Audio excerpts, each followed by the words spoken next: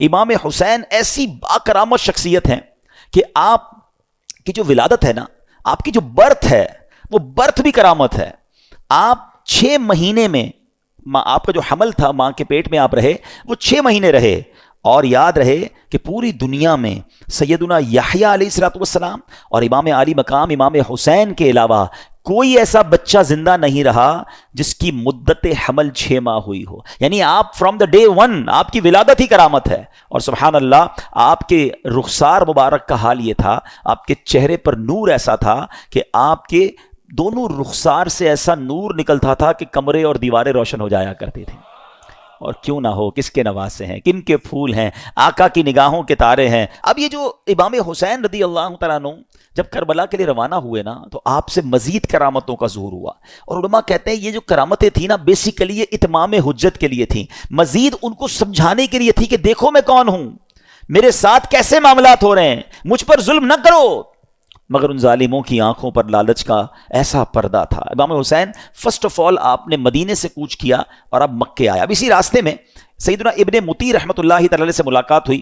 انہوں نے عرض کی کہ حضور میرے کنویں کا پانی بہت کم ہے، برائے کرم آپ دعائے برکت سے نواز دیجئے. آپ رضی اللہ تعالیٰ عنہ نے اس کنویں کا پانی طلب کیا، اور جب پانی کا ڈول حاضر کیا گیا تو آپ نے اس میں سے پانی کچھ پیا بھی، نوش بھی فرمایا اور کلی بھی کر دی، اور ڈول کو واپس کنویں میں ڈال دیا گیا. جب وہ ڈول پانی جو ہے وہ کنویں میں گیا، کنویں کا پانی بھی بڑھ گیا اور میٹھا اور لذیذ بھی ہو گیا. سبحان اللہ. تو یہ امام حسین کی کرامتوں کا سلسلہ رہا. اس کے بعد جب آپ بالکل ایگزیکٹلی 10 محرم الحرام کا دن آ گیا، یاد رہے کہ وہ دن جمعہ کا دن تھا. 10 محرم الحرام جب یہ واقعہ ہوا، کربلا کے میدان میں آپ خطبہ ارشاد فرما رہے ہیں، ان کو سمجھا رہے ہیں کہ دیکھو میں کون ہوں، یہ ظلم مت کرو. تم کیا جواب دو گے جس کا کلمہ پڑھتے ہو اس نبی علیہ الصلوۃ والسلام کو؟ اس وقت آپ کے جو خیمے تھے، جہاں خاندان کے افراد تھے، وہاں خندق میں ایک آگ بھی جل رہی تھی. تو ایک بد زبان یزیدی نے بکواس کرتے ہوئے کہا کہ اے حسین، تم نے وہاں کی آگ سے پہلے یہی آگ لگا دی ہے.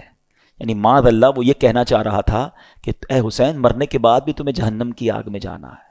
امام علی مقام نے جب یہ سنا تو آپ نے کہا کہ اے دشمن خدا، تو جھوٹا ہے، کیا تو یہ گمان کرتا ہے کہ میں دوزخ کی آگ میں جاؤں گا؟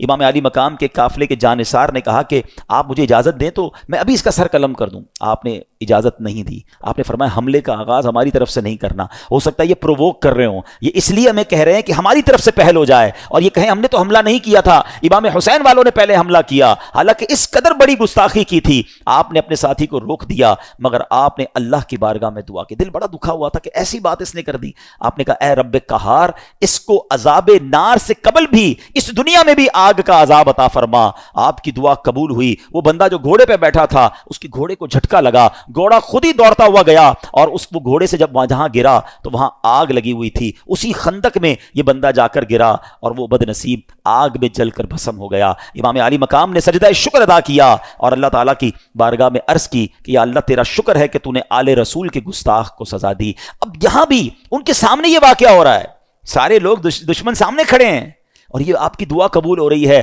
آپ کے گستاخ کو سزا مل رہی ہے، مگر وہ سمجھنے کے لیے تیار نہیں ہے.